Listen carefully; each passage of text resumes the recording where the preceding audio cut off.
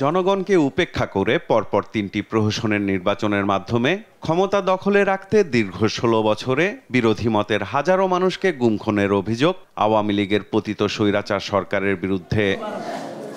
গেল ৫ আগস্ট ছাত্র জনতার অভ্যুত্থানে শেখ হাসিনা দেশ ছেড়ে পালিয়ে যাওয়ার আগের ১ মাসেই হত্যার শিকার হয়েছে প্রায় ২,০০০ মানুষ। গণ অভ্যুত্থানের মুখে শেখ হাসিনা দেশ ছেড়ে পালিয়ে গেলে আওয়ামী লীগের রাজনীতির ভবিষ্যৎ নিয়ে তৈরি হয় অনিশ্চয়তা। সম্প্রতি পরিশুদ্ধ আওয়ামী লীগ গঠন নিয়ে আলোচনায় আবার সামনে এসেছে দলটির পুনর্বাসনের ইস্যু।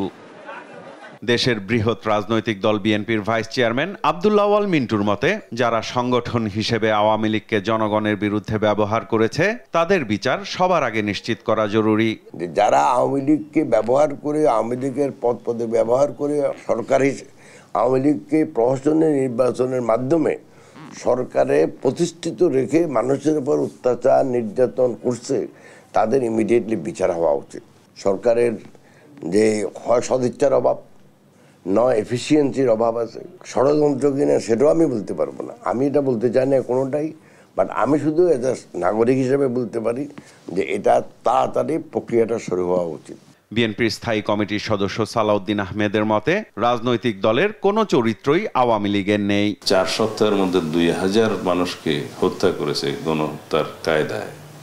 আসমান থেকে গুলি করে নিরীহ নারী শিশুদেরকে হত্যা করেছে হেলিকপ্টার থেকে গুলি করে। সেই একটি ফেসিবাদী দলকে বাংলাদেশের মানুষ কি স্বাভাবিকভাবে তাদেরকে রাজনৈতিক মাঠে স্বাগতম জানাবে, অনুমতি দিবে? আমার তো মনে হয় না। এখন গণচেতনার বাইরে গিয়ে, জনগণের অনুভূতির বাইরে গিয়ে এবং জনগণের অভিপ্রায় আকাঙ্ক্ষার বাইরে গিয়ে কি কোনো রাজনীতি চলে না। আওয়ামী লীগ রাজনীতিতে পুনর্বাসিত হবে কিনা তা জনগণই নির্ধারণ করবে দাবি সালাউদ্দিন আহমেদের।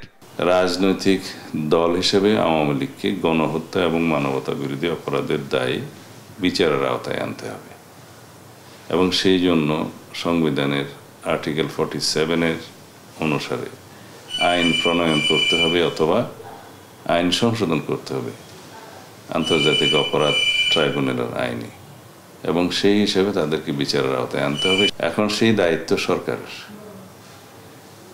আর জনগণ নির্ধারণ করবে এবং বিচারিক প্রক্রিয়ায় নির্ধারিত হবে এই দেশে ফেসিবাদী আওয়ামী লীগের রাজনীতি পুনর্বাসিত হবে কিনা।